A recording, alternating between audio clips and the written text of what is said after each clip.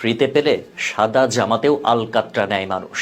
হয়তো কথাটা একটু অতিরঞ্জিত, তবে বাস্তবতার সঙ্গে এর মিলও যে অনেক। তা মিজান নামের এক সাধারণ মানুষের ভাতের হোটেল। মিজান খুব সাধারণ একজন মানুষ। রাজধানীর এক মোড়ে ছোট্ট একটি হোটেল চালান তিনি। তার নাম মিজানের ভাতঘর। জায়গাটা বড় কিছু নয়, তবে মানুষের ভিড়ে সবসময় জমজমাট। কারণও আছে। মাত্র 100 টাকার বিনিময়ে পেট ভরে ভাত খাওয়ার সুযোগ দেন তিনি। এই অভাবের বাজারে যেখানে 1 কাপ চা 15 টাকা, সেখানে 100 টাকার ভাত, ডাল, সবজি আর মাছ মাংস খেতে পাওয়া, সেটা যে কত বড় পাওয়া তা গরিব মানুষ ভালোভাবে বোঝে। লইয়া লইয়া খান, 14 বার খান, না নাই, এই ডায়লগ এখন সোশ্যাল মিডিয়ায় ভাইরাল। মানুষ হাসে, মজা পায়, ভিডিও বানায়, আর হোটেল ভর্তি থাকে খেতে আসা ক্রেতায়। 14 বার খান কথাটা শুনে অনেকে ভাত না লাগলেও প্লেটে করে নিয়ে নিচ্ছে, ছোটা খেয়ে বাকিটা ফেলে দিচ্ছে। দোকান শেষে যখন পরিষ্কার পরিচ্ছন্ন করার সময় আসে, তখন মিজানের চোখে পড়ে অসংখ্য প্লেটে ভাতের স্তূপ পড়ে আছে, যেগুলো কেউ আর স্পর্শ করেনি। সেই দৃশ্য দেখে মিজানের বুকটা হাহাকার করে ওঠে।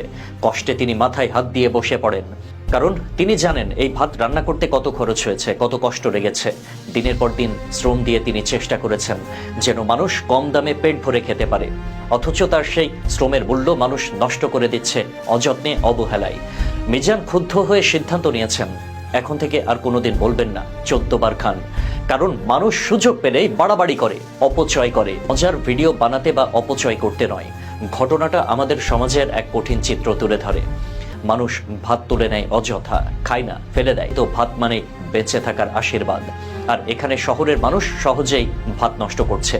মিজানের হোটেলের ঘটনাটা শুধু একটি ছোট্ট উদাহরণ। ভেবে দেখি না সেটা আসলেই আমাদের লাগবে কিনা। যতটা প্রয়োজন ততটাই নেওয়া উচিত। এই শিক্ষা আমরা নিতেই চাই না। সুযোগ পেলেই লোভ আমাদের জয় করে ফেলে। হয়তো এ কারণে অনেকে হতাশ হয়ে বলেন, এদেশের মানুষ কোনোদিন ভালো হবে না। কথাটা কড়া শোনায়, এটি একজন কৃষকের ঘামের ফসল, একজন শ্রমিকের জীবিকার প্রতীক, একজন দরিদ্রের আশার আলো।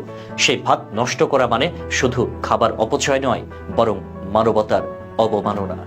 আল্লাহ হাফেজ।